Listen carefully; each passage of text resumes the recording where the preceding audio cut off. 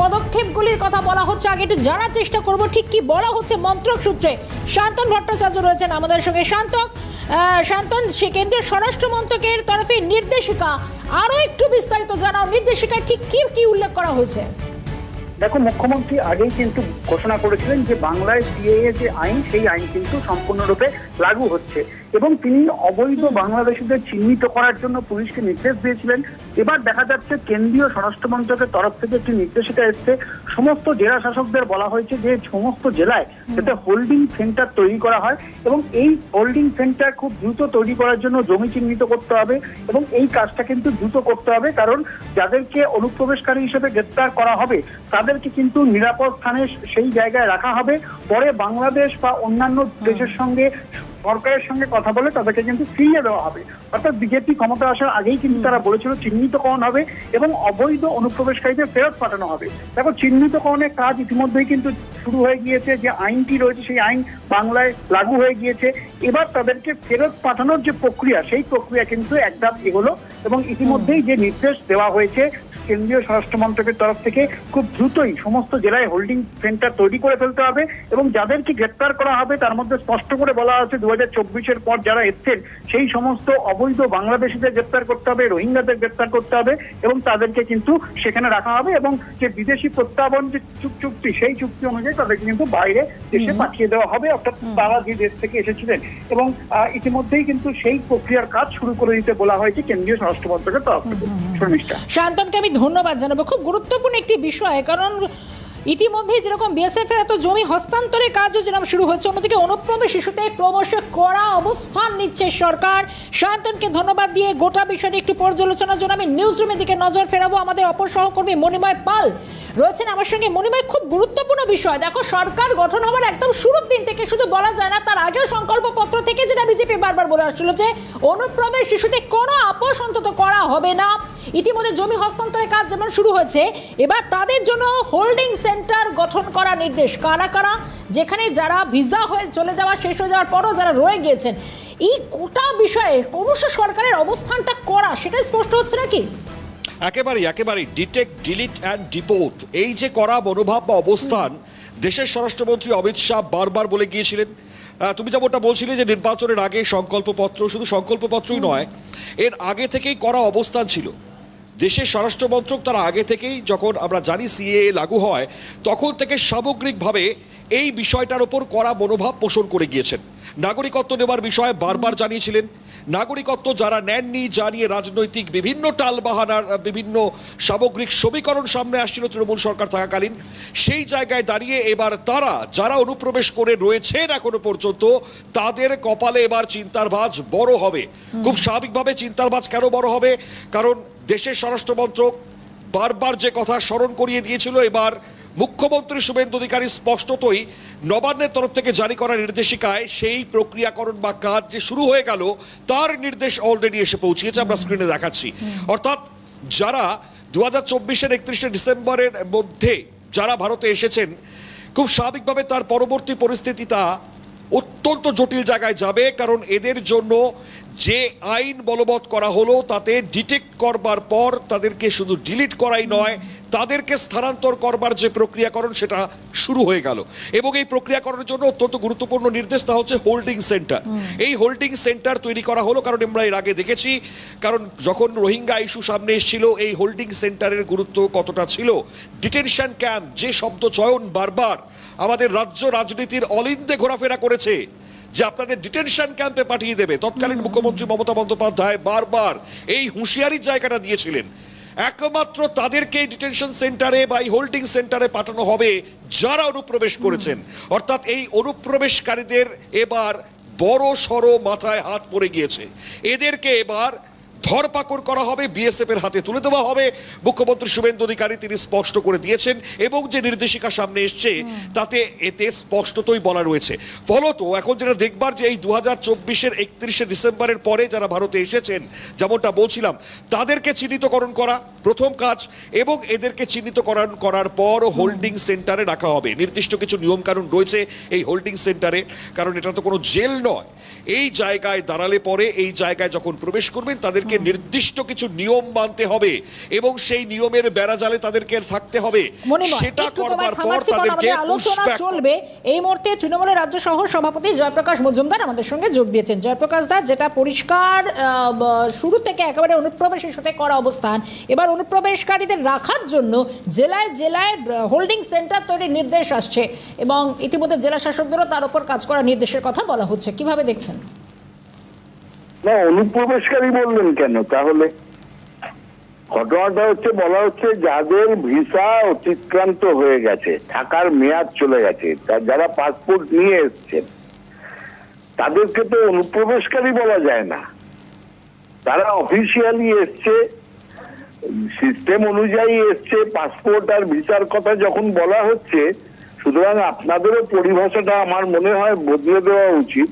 তাদেরকে কোনো পৃথিবীর কোনো পরিভাষাতে অনুপ্রবেশকারী, ইনফিল্ট্রেটর বলা যায় না। তারা অধিবাসন নিয়মের অতিক্রান্ত হয়ে গেছে, তাদের অবৈধ এখন থাকা এখানে, সুতরাং তাদেরকে বলা হবে তোমাদের ভিসা ফুরিয়ে গেছে, তোমরা ফেরত চলে যাও। মানে জয়প্রকাশ দা, আমি মণিময় বলছি নিউজ রুম থেকে, এরা অনুপ্রবেশ করেছেন, এদের কোনো ভিসা নেই, এরা কিভাবে প্রবেশ করেছেন আমাদের রাজ্যে আমরা জানি। আপনি নতুন ভাবে বলছেন এটা জানতে হবে এমনটা নয়। যারা অনুপ্রবেশ করেছেন এইভাবে রয়েছেন তারা তো অবৈধই। কেন অবৈধ বলবো না? না না, কেন? আপনি আমাকে বুঝিয়ে বলুন না একটুখানি। পাসপোর্ট আর ভিসা থাকলে তারা অনুপ্রবেশকারী কি? অনুপ্রবেশকারী যারা ঢুকেছেই অবৈধভাবে, এরা তো ভারতবর্ষে প্রবেশ অবৈধ নয়, তারা পাসপোর্ট আর ভিসার সাহায্যে প্রবেশ করেছে। বুঝলাম না, যারা অবৈধভাবে প্রবেশ করেছেন তাদেরকে আমাদেরকে কি বলতে হবে তাহলে? না না, অবৈধভাবে তাদের অনুপ্রবেশকারী। যদি অবৈধভাবে অনুপ্রবেশ করে থাকে, কিন্তু আজকে আপনি মনে করুন আপনি সিঙ্গাপুর গেলেন, সহজ বিষয়ে একটা বুঝে নেওয়া দরকার। আপনারা খুবই নামকরা চ্যানেল, সেখানে আপনি একটা ভিসা, পাসপোর্ট আছে ইন্ডিয়ার পাসপোর্ট, এবং আপনি ভিসা করে সেখানে পৌঁছলেন, 3 মাস থাকতে দিল। আপনার 3 মাস শেষ হয়ে যাওয়ার পরে যদি থাকেন, তখন আপনার সেখানে থাকাটা তখন অবৈধ, অনুপ্রবেশকারী নন আপনি তখন অনুপ্রবেশকারী নন। আপনি আপনার বৈধ পাসপোর্ট নিয়ে ঢুকেছেন, আবার ওই বৈধ পাসপোর্ট নিয়ে বেরিয়ে আসবেন। আর আপনাদের যেটা অনুপ্রবেশকারী, ইউএনও, ইউনাইটেড নেশনস এর মতে অনুপ্রবেশকারী বা ইনফিল্ট্রেটর, তার সংজ্ঞা সম্পূর্ণ আলাদা। যারা চোরা গোপ্তা, কোন রকম কাগজপত্র, স্ট্যাম্প, পাসপোর্ট, ভিসা ছাড়া যারা ঢোকে, তারা হচ্ছে অনুপ্রবেশকারী বা ইনফিল্ট্রেটর। একদম, সেটাই আমি আপনাদের কারেক্ট করে দিলাম। একদম, এটাই তো আমরাও বলছি, এটাকে কারেক্ট করবার কিছু নেই, এটাই কারেক্ট ব্যাপার। এবং এদেরকেই তো রাখা হবে জয়প্রকাশ দা, এতে আপনি সহমত তো? সম্মত তো? আপনি বললেন তো, শুনুন আমি বুঝিনি, আপনি বললেন সেন্ট্রাল গভর্নমেন্ট বলেছে জেলায় জেলায় ক্যাম্প হবে বা কিছু একটা হবে, যেখানে যাদের ভিসা অতিক্রান্ত হয়ে গেছে তাদেরকে এক জায়গায় করা হবে। এটাই তো প্রশ্ন করলেন। আমি বলেছি অবৈধ অনুপ্রবেশকারী যারা রয়েছেন, অনুপ্রবেশ করেছেন যারা অবৈধ উপায়। পাসপোর্ট আর ভিসার কথা বলছেন না? আজকের যে নোটিফিকেশন, তাতে পাসপোর্ট ভিসার কথা বলা হয়নি তো?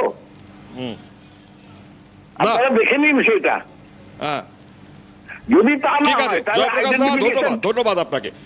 জয়প্রকাশ মজুমদার তিনি বলছিলেন শর্মিষ্ঠা, আমি জানি না ঠিক এই জায়গা থেকেই প্রশ্নের জায়গাটা বারবার এড়ে যাচ্ছে, কারণ তৃণমূল কংগ্রেসের সরকার যতদিন ছিল ক্ষমতায়, তারা কিন্তু এভাবেই এই অনুপ্রবেশকারীদের পাশে দাঁড়িয়েছে। কারণ এই মুহূর্তে সুজন চক্রবর্তী রয়েছেন, বাম নেতা আমাদের সঙ্গে। সুজন বাবু, যে বিষয়টা ডিটেক্ট, ডিলিট এন্ড ডিপোর্ট, এই ফর্মুলাতেই তো কাজ করার কথা বলছে একবারে নবগঠিত বিজেপি সরকার। এবার জেলায় জেলায় অনুপ্রবেশকারীদের জন্য, বা যাদের কাছে ধরুন ভিসা আছে, পাসপোর্ট আছে, কিন্তু তারা সেই মেয়াদ শেষ হয়ে যাওয়ার পরও যারা দেশে ফেরেনি, তাদের জন্য হোল্ডিং সেন্টার, কিভাবে দেখছেন?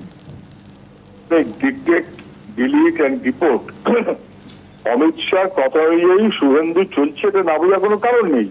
যাওয়ার বলেছে, আসামে বলেছিল ডিটেনশন সেন্টার, মমতা ব্যানার্জির বাহিনী এখানে ডিটেনশন সেন্টারে জমি আলট করে বলেছিল, উই অপোজড ইট। এখন বলছে হোল্ডিং সেন্টার। মানে আসামের মতন করেই বাংলার মানুষকে কত রকম ভাবে হেনস্থা করা যায় তার একটা প্রচেষ্টা। কিন্তু এই যে এত সব হলো, এফআইআর, অমুক তমুক ইত্যাদি, কিংবা বিহার, এত যে বললেন যে ঘুষপেটিয়াতে সব বিচার দেওয়া, তো ঘুষপেটিয়াদের তালিকাটা কোথায় দিতে পারলেন না তো। এগুলো সব রাজনীতির কারণে কোনো না কোনো ভাবে একটা হিংসা এবং ইত্যাদি, তার সঙ্গে সঙ্গে বাংলার মানুষকে যত রকম ভাবে হেনস্থা করা যায় কার্যত আরএসএস এর সেটা লক্ষ্য। সেই অনুযায়ী যদি কেউ কাজ করে তাহলে বাংলার লোক কিন্তু সহজে ছেড়ে দেওয়ার লোক না, এটা যেন মনে রাখে। Will oppose. যদি আইনের বিবেচনায় কেউ অনুপ্রবেশকারী হয় তাহলে বলুক, আমার মনের ইচ্ছায় কিছু হতে পারে না তো। তারপর তো সোনালী বিবিকেও ফিরে আনতে হলো। বেশ, সুজনবাবুকে ধন্যবাদ জানাচ্ছি সময় দেওয়ার জন্য। আমি মণিমার কাছে আরেকবার ফিরবো। মণিমা, একটা বিষয় যে শুভেন্দু অধিকারী কদিন আগেই যে বিষয়টা স্পষ্ট করেছিলেন যে অনুপ্রবেশকারীদের বিএসএফ এর হাতে তুলে দিতেই হবে। এবার বিষয়টা হচ্ছে যে এবার ডিপোর্টের যে কাজ বা প্রক্রিয়া সেটা সম্পূর্ণভাবে তাহলে শুরু হয়ে গেল, মানে কোনো রকমভাবে এখানে স্টে আর নয়, তাদেরকে নিজের বাড়ি ফিরতেই হবে সীমান্ত পার করে। হ্যাঁ, একদম একদম স্পষ্ট, সেটা স্পষ্ট অলরেডি করে দিয়েছেন। আমরা মুখ্যমন্ত্রী শুভেন্দু অধিকারীকে দেখেছি খুব স্বাভাবিকভাবেই যে কথা বারবার বলা হয়েছে, তাতে এবার যে সেন্টারে রাখার কথা হবে, অর্থাৎ এই যে হোল্ডিং সেন্টার, শুরুতেই তো আর পুশব্যাক নয়, শুরুতে হোল্ডিং সেন্টার যেখানে তাদেরকে স্টে করানো হবে এবং এর যে নির্দিষ্ট নিয়মকানুন রয়েছে সেই নিয়মকানুনের মধ্যে থাকতে হবে। যেটা আমরা কিছুক্ষণ আগে বাম নেতা সুজন চক্রবর্তী বলছিলেন যে প্রক্রিয়াকরণের কথা বলা হচ্ছে, মানবাধিকার নিয়ে তিনি একটা কথা বলছিলেন। আমরা জানি বিশ্বব্যাপী মানবাধিকার। আবারও তোমার আমি আনসার নিচ্ছি, আবারও আমি আসি তোমার কাছে। কেন্দ্রীয় বিজেপি নেতা অনির্বাণ গঙ্গোপাধ্যায় আমার সঙ্গে রয়েছেন। অনির্বাণ বাবু, অনুপ্রবেশকারী যে তালিকাটি একটা বড় ধাক্কা হতে চলেছে, কারণ যেভাবে অন্তত এতদিন বিএসএফ এর হাতে তুলে দেওয়ার কথা বলা হচ্ছিল, এবার সরাসরি তাদেরকে সীমান্ত পার করে একেবারে নিজের ঠিকানা বাড়ি যাও, এই হচ্ছে স্পষ্ট নির্দেশ, তাই তো?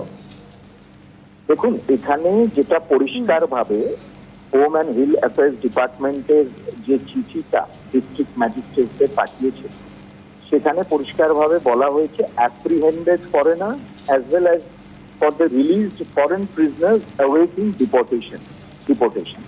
অর্থাৎ যারা অ্যাপ্রিহেন্ডেড ইলিগালি যারা এই দেশে থেকেছে তাদেরকে ডিপোর্ট করা, এবং যারা ফরেন প্রিজনার রিলিজ হয়েছে কিন্তু তারা এখনো ডিপোর্টেড হয়নি তাদেরকে সেখানে রাখা।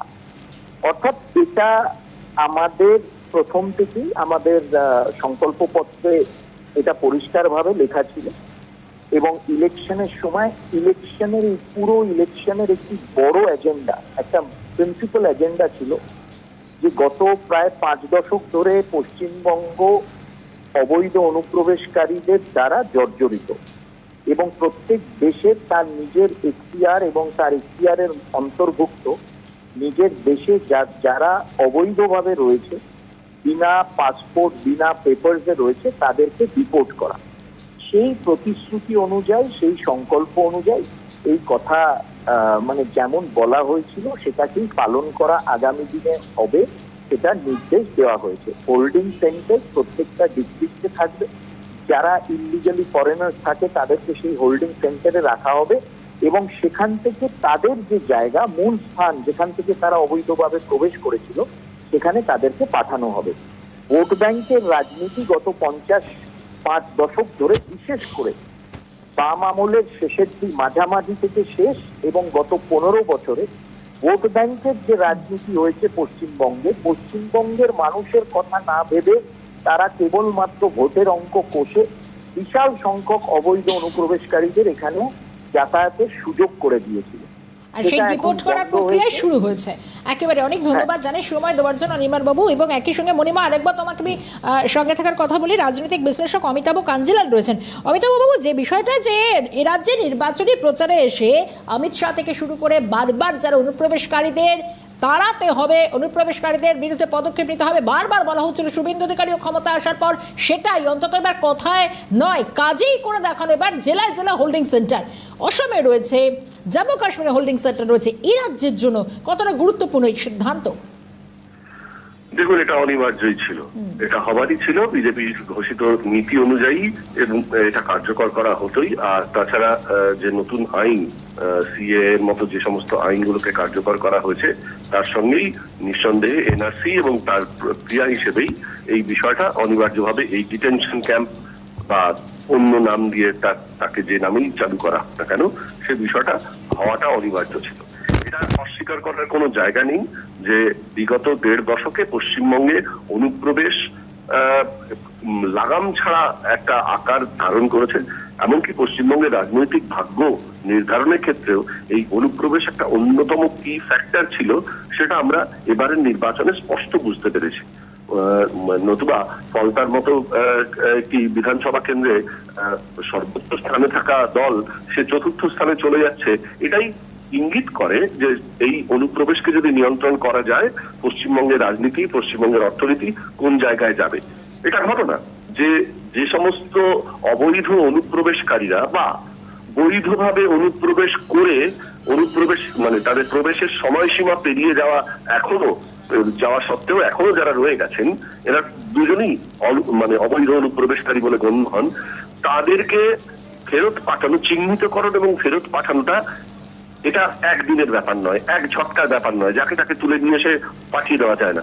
তার নথি যাচাই এবং বাকি বিস্তারিত তদন্ত করবার জন্য সময় লাগে। সেই সময়ের জন্য তাকে তো আমি এই অপরাধের জন্য সীমান্ত আইন ভেঙেছে বলে জেলখানায় পাঠিয়ে দিতে পারি না। জেলখানাতে যে অন্যান্য অপরাধীরা থাকেন তাদের সঙ্গে আমরা একই সঙ্গে ছেড়ে দিতে পারি না। নানান ঝুঁকির প্রশ্ন সেখানে এসে পড়ে, যেহেতু তারা মূলত বিদেশি নাগরিক। ফলে স্বাভাবিকভাবেই তাদের একটা আলাদা জায়গাতে রাখবার বন্দোবস্ত করতেই হতো সরকারকে, এবং সেই হিসেবে ডিটেনশন ক্যাম্পগুলোকে তৈরি করা হচ্ছে। যাদের এইভাবে বৈধ সময়সীমার বাইরেও ভারতবর্ষে থেকে যাওয়ার মতো ঘটনা ঘটেছে, বা যারা বৈধ কাগজপত্র ছাড়াই ভারতবর্ষে প্রবেশ করে ফেলেছেন, তাদের প্রত্যেককে তাদের স্বদেশে পাঠিয়ে দেওয়া, প্রত্যাবর্তনের ব্যবস্থা করে দেওয়া, এটা যে কোনো দেশের দায়িত্ব। আমরা উদ্বাস্তু চুক্তিতে সই করিনি রাষ্ট্রসংঘের। ফলে আমরা যে কেউ আমাদের দিকে কখন ঠেলে দিতে পারে এই অবৈধ অনুপ্রবেশের আকারে, মানে আমাদের জনসংখ্যার সঙ্গে মিশিয়ে দিতে পারে শুধুমাত্র ভাষাগত সাযুজ্যের জন্য। তাতে সার্বিকভাবে আমাদের দেশের অর্থনীতি ক্ষতিগ্রস্ত হয়, আমাদের দেশের জাতীয় সুরক্ষা ক্ষতিগ্রস্ত হয়, আমাদের দেশের আভ্যন্তরীণ শৃঙ্খলা, আইন শৃঙ্খলা শাসন সেইটা ক্ষতিগ্রস্ত হয়। স্বাভাবিকভাবে যে কোনো রাষ্ট্রের অধিকার আছে এই ধরনের পদক্ষেপ করার। এবং অনুপ্রবেশকারীদের জন্য এটা খুব একটা সুখের খবর নয় একেবারে। অমিতাভ দা, ধন্যবাদ জানাই সময় দেওয়ার জন্য। অমিতাভ কাঞ্জিলাল আমাদের সঙ্গে ছিলেন, নিউজ রুম থেকে ছিলেন আমাদের সহকর্মী মণিময় পাল। সকলকেই ধন্যবাদ।